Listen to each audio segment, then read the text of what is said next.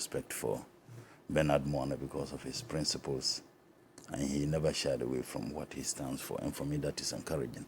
And you could see this right from our student leadership days till now. Let me also say good morning to the good people of Tamale Central. It's been some time now, and I think that sometimes it is good to take a break, sometimes to refresh and then come back. So it was just deliberate. I wanted to just take a break, actually. And of course, academic work was also one of the reasons.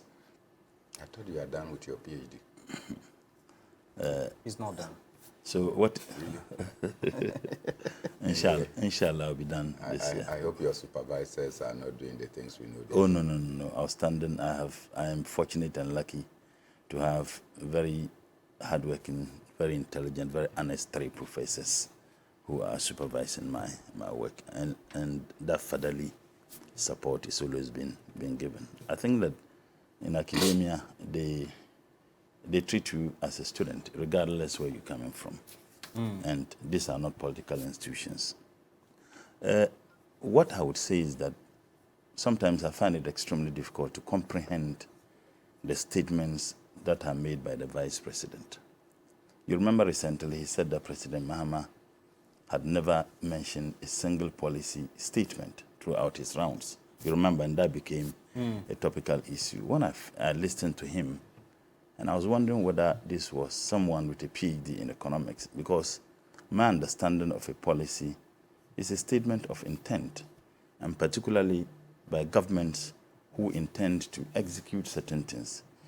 So even in the foreign international diplomatic parlance, a statement made by a president or a head of state becomes a foreign policy position of the country, just a mere statement. So when I heard it, I said, okay, is Dr. Bawumia aware of what President Mahama intends to do at the Ministry of Trade, for example?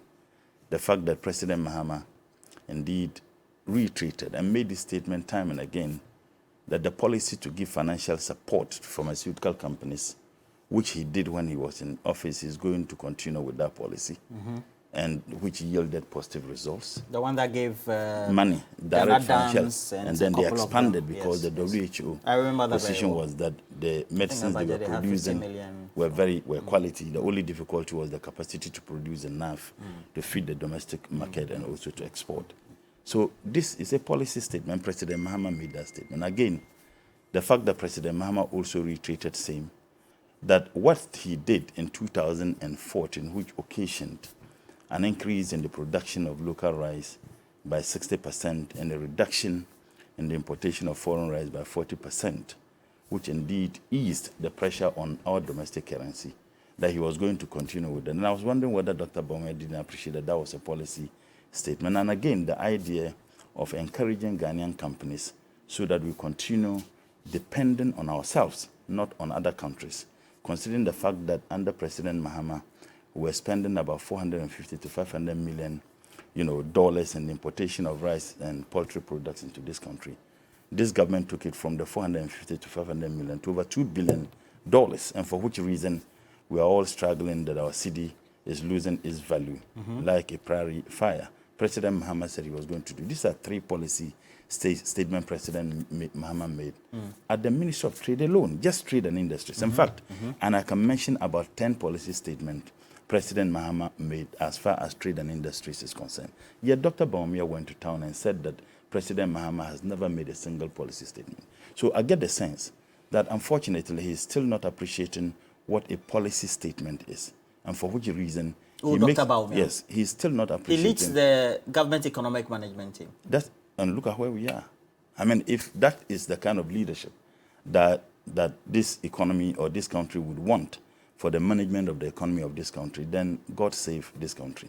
So when he said, haven't listened and haven't been abreast with all the policy statement President Mahama made on every single sector, every single ministry, existing ministry, President Mahama made policy statements what he intends to do when he is given the mandate by the people of this country, inshallah, in 2024. Yet Dr. Bawumia went to town and lampooned, poo-pooed them and said that he has never made a single policy statement. Shockingly, you had other peoples who followed within the MPP, people I thought that they would have departed from the uncontrollable lies of the vice president and state the fact that, look, yes, there have been several policy statements made.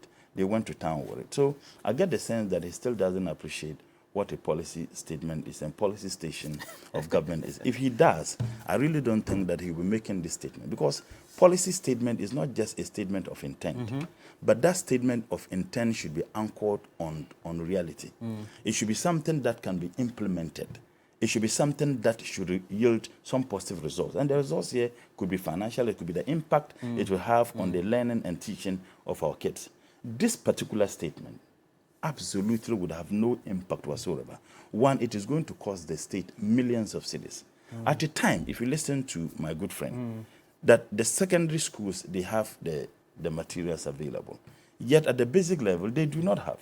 And the reason is not because of lack of curricula. It is because the state doesn't have money. L'argent. Yes, yet you spend millions of dollars to procure something for a sector that already have them. Now, Bernard Mona made one very important point about electricity. This gadget needs electricity to be functional because you'll be charging them. Yes. How many communities do we not sit here and complain that the massive rural electrification with President Mahama and the NDC started have stalled? How many communities haven't we had that? And how dependable are the source of the electricity in those areas? Mind you, you are also talking about gadgets that can freeze. Assuming that a student comes to school with the tablet and the student is supposed to study social studies or economics or biology or chemistry, for example. Now, the electronic device, that is the tablet, freezes. That student may not be able to learn. That is the point. Others may learn, those whose gadgets do not freeze. Even in the most advanced countries, they still have textbooks. In the most advanced countries. Look, they still use hard copy. Yes, they still use hard copy. The reason is that the hard copy, sends a different message entirely from the electronics. Many people may find it extremely difficult to even use it. You would have to take time to take them through. In this country, your station has carried stories where teachers have to draw. Especially on mission. On mission, they have to draw, a laptop. The sample of the laptop on the teacher himself. On a blackboard. And they'll teach them. These are students who go through this. And some of them are JHS schools. So they move to, what's the name, secondary schools. They have never even seen a laptop. And then you are giving them tablets. Now, they would have to take time to learn, assuming they are to take one term or semester, as it is now being called, to be able to master the usage of the tablet. It means that the education within that particular semester would have gone to the drain. And I think that this vice president needs to think through. Look, it is not just about talking. It is about thinking deep before you come out to make the kinds of pronouncements you make. Unfortunately, my senior brother is embarrassing us. He's embarrassing us in some of the statements he makes. You remember when he made that statement? It became funny. I watched the video. He turned and then he laughed and turned to look at the people who were seated at the podium. Deep down him, he knew he was lying. Because there's a saying in Dagbani that what does it mean? That it is the mouth that lies. The heart knows the truth. It is the mouth that lies. But the heart knows the truth. So he knew that what he was saying was not feasible. But you see, he is in a haste to take credit for things that he has done nothing to. You remember when this government came into office? 4 months in the office, he said he provided the magic wand for the purposes of the paperless, system of having goods cleared at the port. You remember? 4 months. When I challenged him at that time, and I said he should tell the people of this country one single thing he did, because I had the privileged opportunity to have led the team for the trade, work that led to even the paperlessness. And I even pointed out to him that the then Deputy Minister for Trade, who was then the head of the freight forwarders, the Honorable Carlos Ahinkra, was the one who represented the freight forwarders. When we were working to reduce the number of days, weeks, and months people were spending to have their goods cleared. So I think that he should take his time. He's embarrassing himself. Sometimes I think it is deliberately done by the NPP to embarrass him the more. And that is why sometimes it is shocking that people think to do decent, honest, and sincere politicking, you need to have PhDs, you need to have master's and first degrees. To be very honest, there are people in the rural areas who do not have these fat certificates and degrees, but who wouldn't speak the way the vice president speaks. I think that his advice... Is the vice president not speaking from a policy angle, a futuristic policy angle where he believes that it's possible? You see, I have just said that a policy statement is a statement of intent, but it is not made out of nothing. Right. If I am a vice president and I say that, okay, we are going to ensure that every man becomes a woman, it will be ridiculous. Or we are going to ensure that every Ghanaian is paid 500,000 Ghana cedis every month because we have gold, we have diamond, we have bauxite. It is not feasible. So a statement of intent must be anchored on reality. Unfortunately, the vice president engages in things, whether to make fun, because frankly speaking, I find it extremely ridiculous that you have a vice president who consistently makes statements when he knows too well that those statements are not feasible. Are you telling me the vice president is unaware of the fact that we still do not have textbooks at the basic school? Are you telling me that the vice president is unaware that our inability to provide those textbooks is not because we do not have curricula, it's because we do not have the resources? Yet you have the vice president who makes this statement. Even in the region the vice president is coming from, the Northeast regions, there are still communities that students study on their bellies. Look, the other time I said here, I visited a school in Tamale. Tamale Central, in the heart of Tamale. I went there. Even in an urban area? In an urban area. In fact, if you know Kulkul School, Presby, it's in the center, in the heart of Tamale. When I visited that school, I made some donations. They had this, there was a storm, and some of the roofs got ripped off, and I sent some roof there.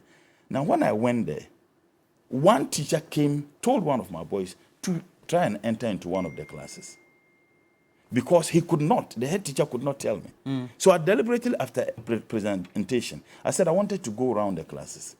I went to one class. There were students lying on their bellies. I started I made this statement on this program just a week after that incident, even in the heart of Tamale. So Dr. Bawumia is aware that we still have teething challenges.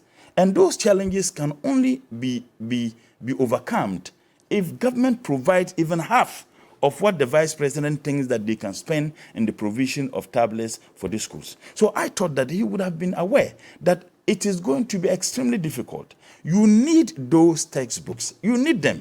But for him to make such statements, I find it extremely difficult to comprehend. So my advice to the vice president and his advisors and those people around him, they should stop embarrassing him, because once they do that, unfortunately, they unintentionally embarrassing the people of this country.